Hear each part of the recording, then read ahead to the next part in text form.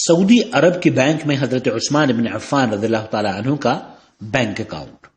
سامعین کرام، کیا آپ جانتے ہیں کہ خلیفہ سوم سیدنا عثمان بن عفان رضی اللہ تعالی عنہ کا سعودی عرب کی بینک میں کرنٹ اکاؤنٹ ہے؟ آپ کو یہ جان کر حیرت ہوگی کہ حضرت عثمان بن عفان کے نام سے وقف سیدنا عثمان رضی اللہ تعالی عنہ پانی اور بجلی کا بل صادر ہوتا ہے۔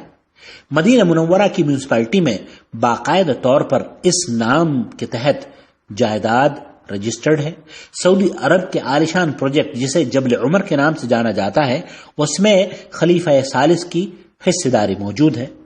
کیا آپ اس کی تفصیل جاننا چاہتے ہیں؟ آئیں ہم سعودی عرب کے مختلف اخبارات، جرائد اور ویب سائٹ کے حوالے سے اس حقیقت کو بیان کریں تاکہ آپ اس عظیم صدقہ جاریہ کو جان سکیں جو 1435 سال گزر جانے کے بعد بھی دنیا کے خزانوں میں زندہ اور محفوظ ہے۔ سب سے پہلے حضرت عثمان بن عفان کے بارے میں اختصار سے عرض کریں کہ آپ تیسرے خلیفہ ہیں اور ان 10 شخصیتوں میں سے خوش نصیبوں میں سے ہیں جنہیں رسول اکرم صلی اللہ علیہ وسلم نے اپنی حیات مبارکہ میں جنت کی بشارت دی۔ انہیں نبی کریم صلی اللہ علیہ وسلم کی 2 صاحبزادیوں کا شوہر ہونے کا شرف حاصل ہے۔ حضرت رقیہ رضی اللہ تعالی عنہا کی وفات کے بعد رسول اکرم صلی اللہ علیہ وسلم نے حضرت ام کلثوم کو حضرت عثمان کے نکاح میں دیا۔ اللہ کے رسول صلی اللہ علیہ وسلم حضرت عثمان رضی اللہ تعالی عنہ کے بارے میں فرمایا کرتے تھے کہ ان سے فرشتوں کو بھی حیا آتی ہے۔ سنن بیہقی میں مذکور ہے کہ سیدنا عثمان رضی اللہ تعالی عنہ کو یہ اعزاز حاصل ہے کہ ان کے علاوہ کبھی کسی کو بھی نبی کی 2 بیٹیاں نکاح میں نہیں آئیں، اور اسی وجہ سے آپ کو ذوالنورین یعنی 2 نور والا بھی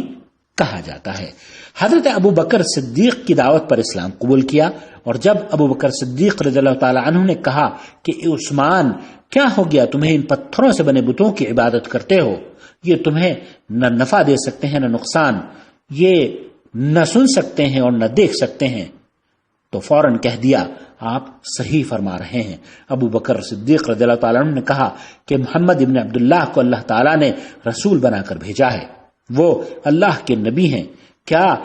خیال ہے ان کی طرف چلیں اور ان کی باتیں سنیں؟ حضرت عثمان رضی اللہ تعالیٰ عنہ نے کہا جی کیوں نہیں، اور جب نبی کریم صلی اللہ علیہ وسلم نے یہ فرمایا کہ اے عثمان، اللہ تعالیٰ نے مجھے پوری کائنات کے لیے رسول بنا کر بھیجا ہے، اللہ کے دین کو قبول کر لو، حضرت عثمان نے فوراً بلا تاخیر دین اسلام کو قبول کر لیا۔ اور جب مسلمان ہجرت کر کے مدینہ منورہ پہنچے تو وہاں پینے کے صاف پانی کی بڑی قلت تھی، اور یہ لوگ جو ہجرت کر کے وہاں پہنچے تھے وہ مکہ مکرمہ میں زمزم کے پینے کے عادی تھے۔ ادھر دوسری جانب مدینہ منورہ میں ایک ہی کنواں تھا، وہ بھی یہودی کا، جو مسلمانوں کو پینے کا پانی نہایت ہی مہنگے داموں میں فروخت کیا کرتا تھا۔ اس کنویں کا نام بئر روما بتایا جاتا ہے۔ ہجرت کرنے والوں کی حالت بے سر و سامانی کی تھی، اور ان کے لیے بہت ہی مشکل تھا کہ وہ اسے پانی ان سے خرید کر پئیں، لہذا پانی کے بارے میں جو کمی محسوس کر رہے تھے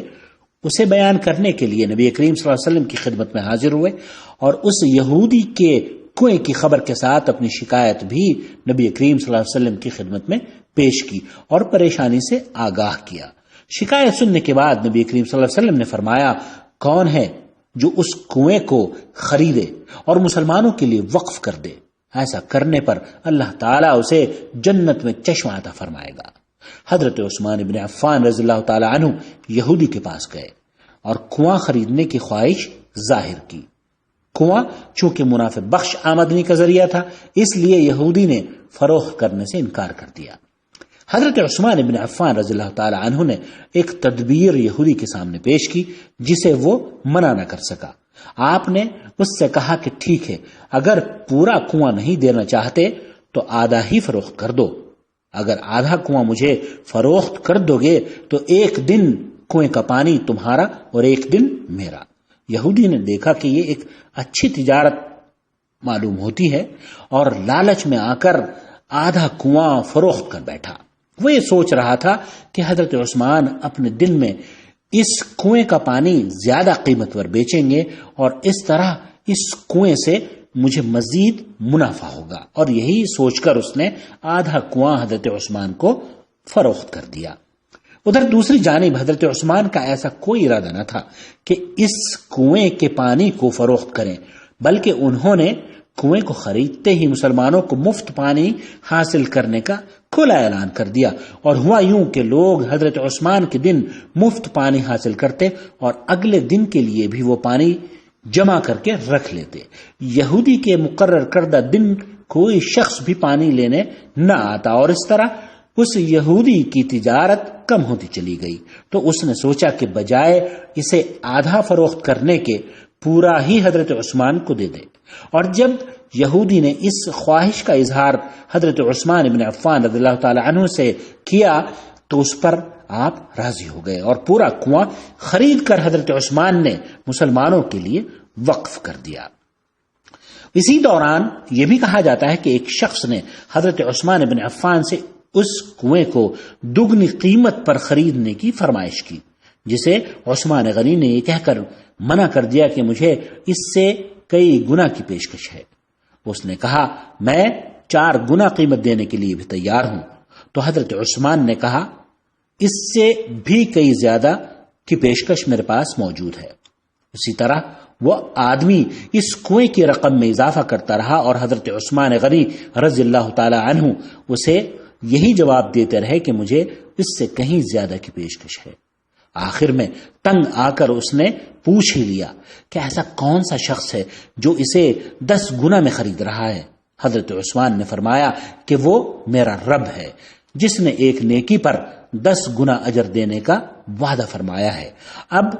اس پیشکش کے سامنے میں کسی کی پیشکش قبول بھی نہیں کر سکتا۔